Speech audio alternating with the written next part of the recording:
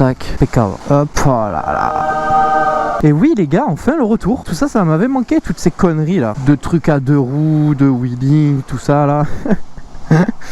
Le mec qui dénigre complètement sa passion quoi. Alors il faut savoir que la dernière vidéo que vous avez vue du crash, l'accident il a eu lieu genre en fin novembre. Le truc c'est que j'ai pas pu m'occuper de ma moto de suite. Je suis parti travailler en saison à la montagne. Seul truc que j'ai pu m'occuper juste avant de partir en saison, c'est le carénage droit parce qu'il était tout pété. Et en fait j'en avais trouvé que un bleu. Et du coup je me suis dit bon bah vas-y, quitte à faire le truc bien, je vais tout faire repeindre en carrosserie. Surtout que j'avais plein de micro rayures de partout. Et honnêtement la couleur c'est un peu trop brillant à mon goût comparé à celle d'origine. Je suis pas hyper fan, mais bon c'est déjà bien plus propre que ce qu'elle était défoncée de base, donc je suis pas mécontent non plus tu vois. On va mettre un petit lavage tu sais.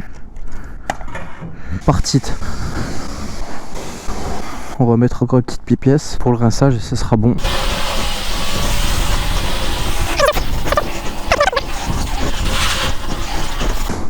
Voilà, tout est propre. Oh, regardez ce travelling là. Bon j'en étais où les refs? Oui donc j'ai pu m'occuper que de la carrosserie. Du coup quand je suis rentré elle était toujours chez moi. Elle démarrait plus. Dès qu'on commençait à mettre les gaz elle coupait. On a cherché toutes sortes de problèmes. On n'arrivait pas à trouver. Donc après je me suis décidé à contacter Yamaha pour qu'ils me trouvent le problème. Et en fait voilà c'était un faux contact au niveau du Komodo. Attendez je vais m'avancer parce que l'autre est en train de m'asperger frérot. Bon on va se poser ailleurs parce que j'arrive pas à me concentrer ici. Eh ma concentration les gars elle a baissé de 10 000. Merde mes gants. Attendez. Oh le mec il part sans ses gants quoi. Brrr. Bon allez on va se poser dans un endroit plus calme. Cabrage wheeling.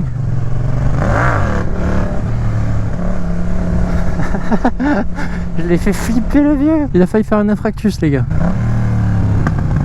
On va se poser là je pense. À l'ombre tranquille. Vous savez qu'on est sur un autre lieu d'accident qui s'est passé ici. C'était mon premier vrai accident on va dire. Franchement reproduisez pas ce que je fais parce que je suis clairement pas le meilleur exemple qu'il faut suivre. Je suis zéro un exemple. En gros j'ai pris un passage pour piéton clairement. Bon il y avait personne. Là j'ai commencé à accélérer sur la ligne droite et arrivé ici j'ai voulu tourner à gauche. Sauf que vous voyez ces petites merdes là au sol.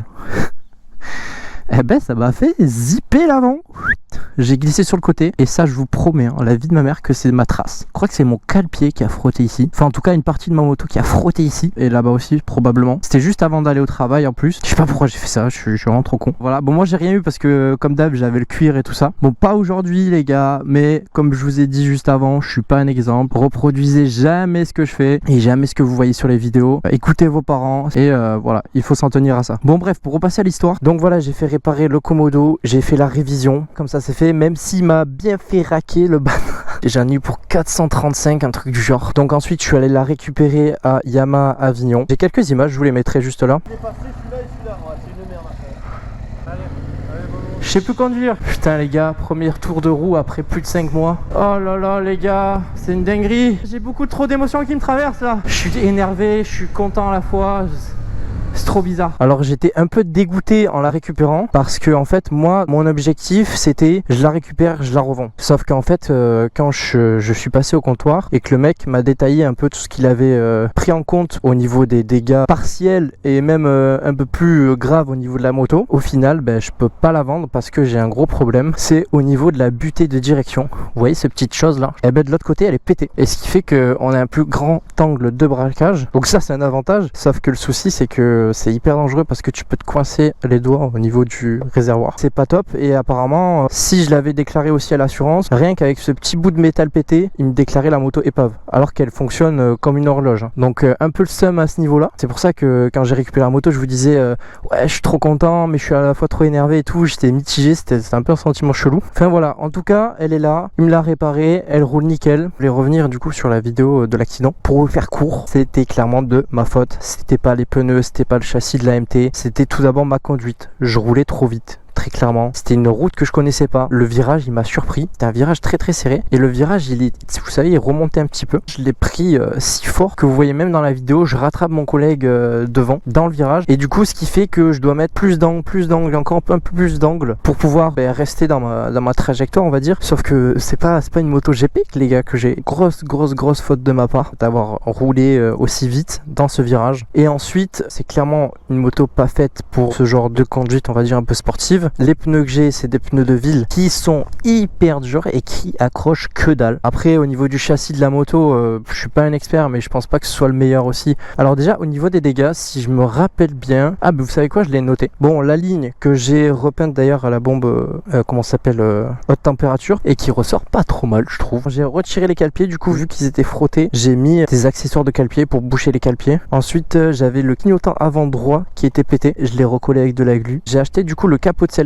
C'est un capot de selle d'un ancien modèle d'MT-07 qui n'allait pas du tout sur le mien. Sauf que je l'ai vraiment bidouillé pour qu'il y aille parce que regardez-moi maintenant ce cul qu'elle a. Il est juste insane. Et comme ça m'évitera au passage aussi qu'il y ait des michetots derrière. J'avais le guidon tordu, donc le guidon, je l'ai viré, j'en ai mis un tout noir comme ça. On est dans le thème. J'avais une aile arrière aussi fissurée que j'ai changé, que j'ai fait repeinte avec tout le reste des carénages. Ah oui, j'avais le frein arrière qui était tordu et qui était râpé sur ce petit bout là, donc j'en ai trouvé un sur le bon coin et je l'ai remplacé. Après il reste quand même quelques détails de dégâts qui sont encore présents sur la moto, comme là au niveau de la poignée qui est tout râpé, et surtout cette accroche au niveau du mètre cylindre, ça c'est super important, il faut que je le change en priorité. Et au total j'en ai eu pour 700 € de réparation de mes poches. Bon, après il faut savoir que voilà, j'ai fait un peu le kéké, j'ai rajouté 2-3 accessoires qui n'étaient pas forcément utiles, mais au final cette moto, moi qui comptais la récupérer et la vendre, bon bien sûr pour en acheter une autre parce que la moto je vais pas arrêter, je vais la garder je pense jusqu'à la fin de mon permis. Il me reste encore je crois une dizaine de mois avant de passer le permis A les gars, et j'espère que vous serez au rendez-vous parce que j'ai une moto en vue. Attention, ça va envoyer du lourd. Je pense que je vais quand même charbonner les vidéos pour vous poster un peu plus régulièrement des trucs et ça va être cool. Franchement l'été les gars, il va être incroyable, je le sens. Bon sur ce les gars, ravi de revenir dans le YouTube Game et j'espère que vous serez au rendez-vous. Allez ciao les gars, la bise.